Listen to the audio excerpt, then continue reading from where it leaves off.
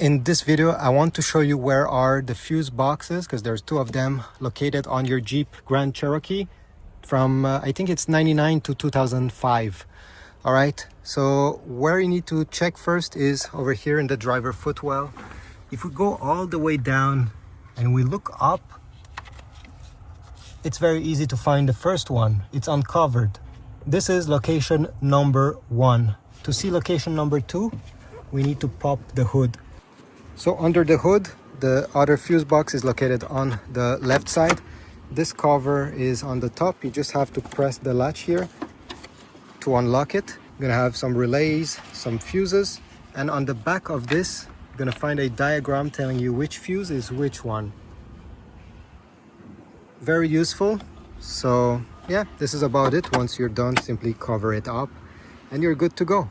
Thanks for watching. Please leave a like, subscribe, and I'll see you in the next video. Comment also.